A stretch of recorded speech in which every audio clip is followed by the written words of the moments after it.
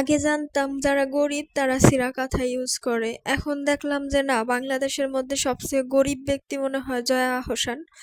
দেখলাম কিছুদিন আগে ছিঁড়া কাঁথা গায়ে দিয়ে তারপরে ফটোশুট করছে। আগে মানুষে পড়তো কষ্টে আর এখন পরে শখে। এখন এইটা নাকি ট্রেন্ড। ছিঁড়া কাঁথা, 100 তালির কাঁথা হচ্ছে ট্রেন্ড।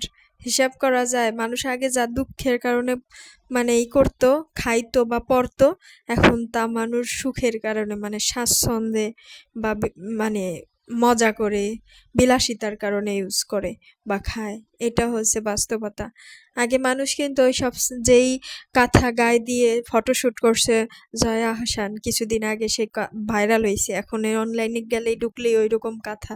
আমি বুঝি না এদের রুচি কি, যে ওই রকম কাঁথা কারা ইউজ করবে আল্লাহই জানে। হয়তোবা সে মানে নায়িকা, ছবির মানে হিরোইন, তার ক্ষেত্রে আলাদা, সে খালি ফটোশুট করছে। যাই দেখেন কে, সেও কিন্তু ব্যবহার করে নাই, সে শুধু গায়ে দিয়ে ফটোশুটই করছে। কিন্তু যারা এই যে অনলাইনে মানে এগুলার কইরা বিক্রি করতেছেন বা যারা কিনতেছেন অনলাইনে, আমি বুঝি না যে তারা মানে তাদের মেন্টালিটি কেমন, যে এই কাঁথা কিনতেছে ছিঁড়া কাঁথা। আরে ভাই, আপনার ঘরে তো ছিঁড়া কাপড় চোপড়ের অভাব নাই, ওইখান থেকে মনে করেন 10-12টা জামা কাপড়ের থেকে একটু একটু অংশ নিয়ে আপনি একটা কাঁথা সেলাই করে ফেলান তো। এত কেনার দরকার কি? ওই ছিঁড়া কাঁথা তারপর অনেক মূল্যে বিক্রি হচ্ছে অনলাইনে। ওইসব কাঁথা তো আমার কেউ ফ্রি দিলেও আমি নিব না। কারণ মানুষের কাঁথা এগুলা হচ্ছে মানে এক শখের জিনিস। যে কোনো জিনিস হচ্ছে মানুষ কিনে শখ করে, আর সেই জিনিসই হয় ছিঁড়া ফাটা। তো ওইগুলো মানুষ কিনে নাকি, আর এইটা নাকি এখন ট্রেন্ড, এইটা নাকি এখন মানে ভাইরাল একটাই। এটা কোনো কথা ভাই?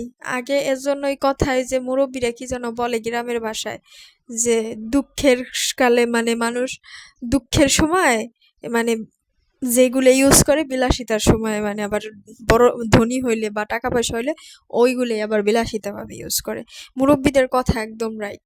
কারণ মুরব্বী মানুষে আগে আমাদের অনেক সময় অনেক মুরব্বীদের মুখে শুনতাম যে এখন এগুলো পছন্দ করতেছো না, ঠিকই দেখনে, আর কিছুদিন যাক দেখনে এইগুলোই আমাদের এই ফ্যাশনই এক সময় দেখনে, আমাদের এইগুলাই ফ্যাশন হবে না। আসলে আমাদের মানে অনেক সময় অনেক দাদি নানিরা বলতো এইরকম কথা, তখন আমরা মজা করে হাইসে উড়াই দিতাম।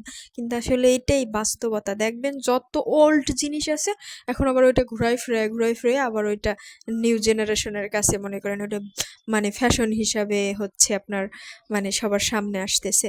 এটা হচ্ছে বাস্তবতা। আগে ভাবতাম যে না, এগুলো তো ওল্ড, আমাদের যখন ইউজ করতে বলতো বা কোনো কিছু বলতো মুরব্বীরা, তখন বলতাম কি বলে ওল্ড জিনিস ইউজ করব। কিন্তু এখন যে এটা ফ্যাশন,